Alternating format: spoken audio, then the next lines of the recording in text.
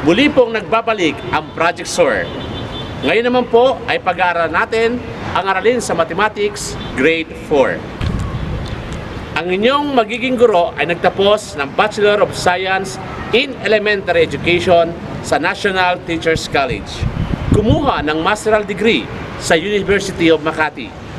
SPG School Coordinator. Isang masipag at magaling na guro sa mathematics. Mga bata, narito si Ginang Lornit P. Elbanbuena. Magandang araw sa lahat ng ating mga mandunong kids, sa ating pong mga home learning partners, at sa lahat po ng nanonood ngayon. I'm Mrs. Lornit P. Elbanbuena, your mathematics teacher in Project SOAR, Week 8 Advanced Lesson for Grade 4. Tayo na at Math-sayang Math-aral. Competency: giving the place value and the value of a digit of a given decimal number through hundredths. Objective: at the end of the lesson, the learner gives the place value and the value of a digit of a given decimal number through hundredths. Words to remember: decimal numbers are numbers less than one whole. They are written after the decimal point. Decimal point, which is read as n. Before we proceed our lesson, let's have a review first. Write each fraction as decimal. Number 1, 2/10. How do we write it into decimal? Yes, we are going to write it as 2/10. Number 2, 37/100. It should be 37 hundredths. Number 3, 45/100. So we are going to write it as 45 hundredths. Yes, children, you're right. How about number 4? 8/10. Ito ay magiging 8/10. Tama. How about number 5?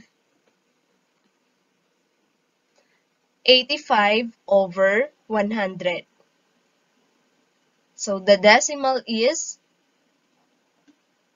85 hundredths. Very good, children. You did a good job. Let us study the story problem. Mother bought 75 hundredths kilogram of meat in the market. Question: what did mother buy in the market? Ano ang binili ni nanay sa palengke? Mother bought 75 hundredths kilogram of meat. Wow, magaling! Do you know the value of 75 hundredths? Class, tingnan natin ang place value chart.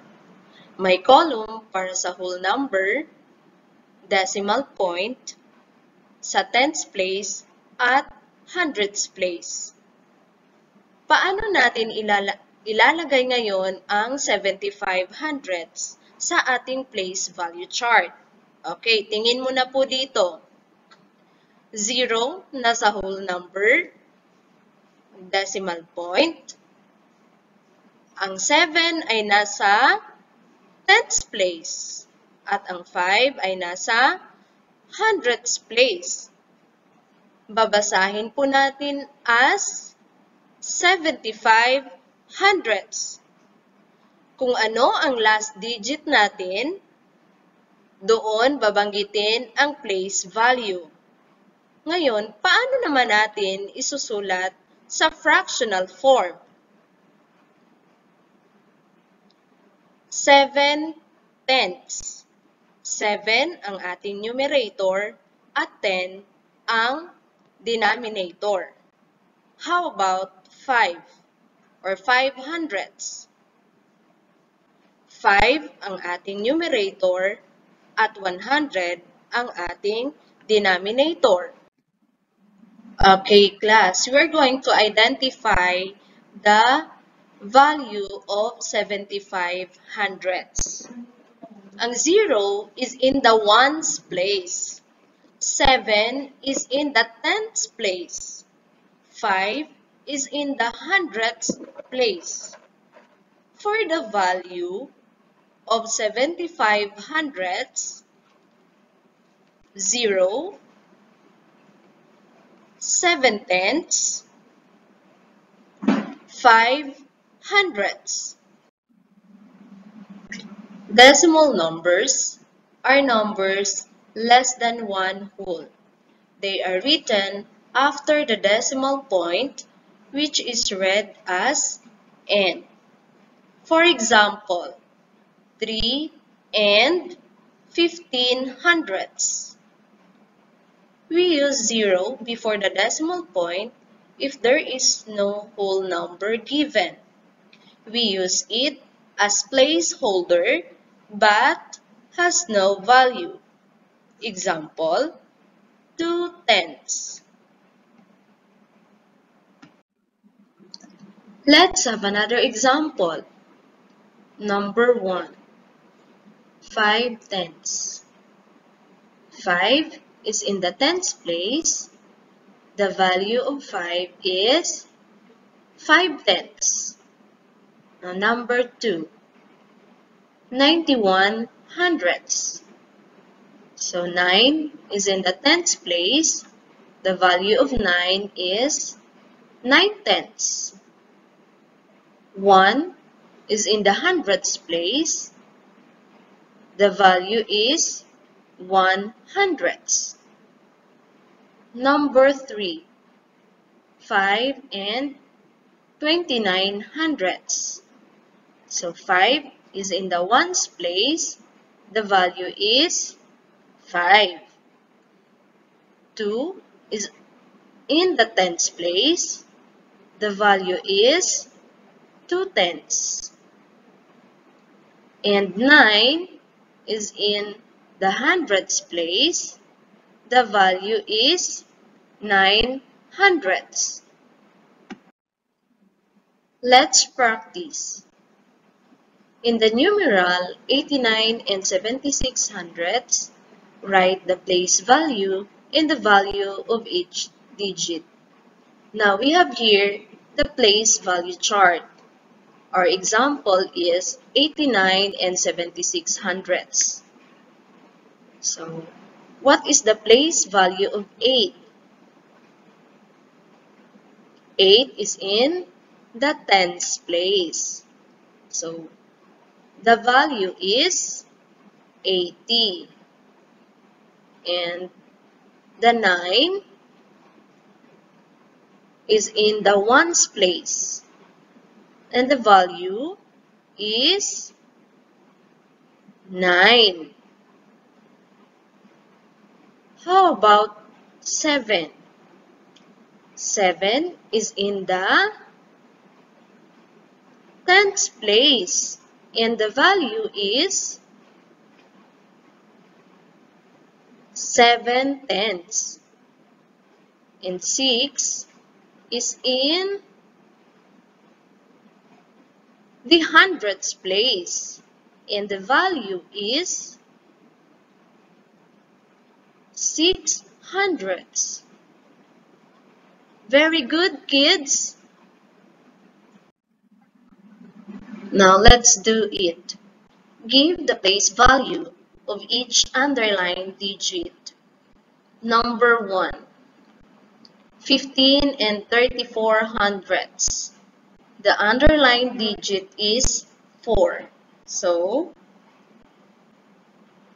it's in the hundredths place.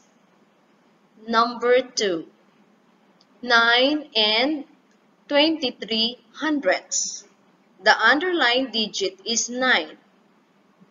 What is the place value of 9? Yes, it's in the ones place. Number 3. 17 and 81 hundredths.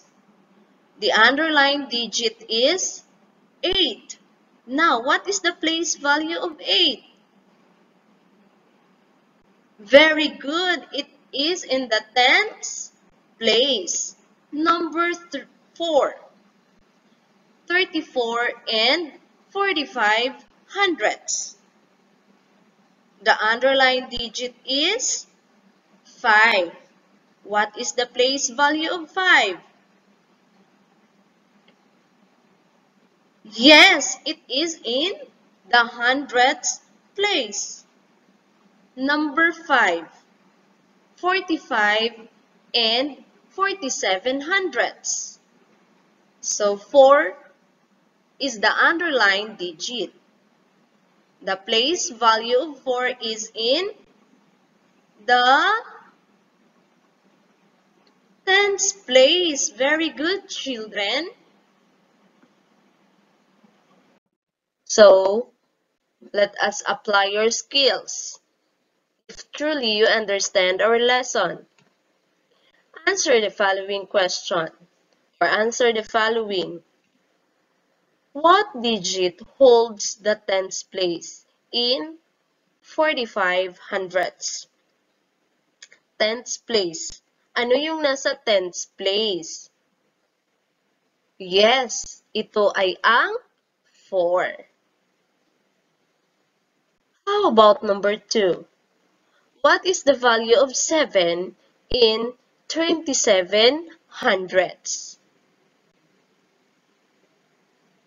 7. Ano ang value ng 7? Ito ay 7 hundredths. How about number 3? What digit occupies the tens place in 36 hundredths? 36 hundredths. Ano yung nasa tens place? Ito ay ang 3. Very good. How about number 4? What is the value of 3 in 38 hundredths?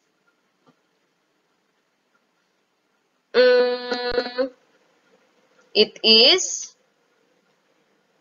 3 tenths. Very good. How about number 5? In 69 hundredths, what digit holds the tens place? Nasa tens place. Ito ay ang number 6. Ang galing ninyo, class. Very good. Before we end our lesson, I want you to remember this. Decimal numbers are numbers less than 1 whole. They are written after the decimal point, which is read as n. We use 0 before the decimal point if there is no whole number given. That's all for today, class. Thank you. This is Mrs. Lornit Paloma Elbanbuena. Bye-bye.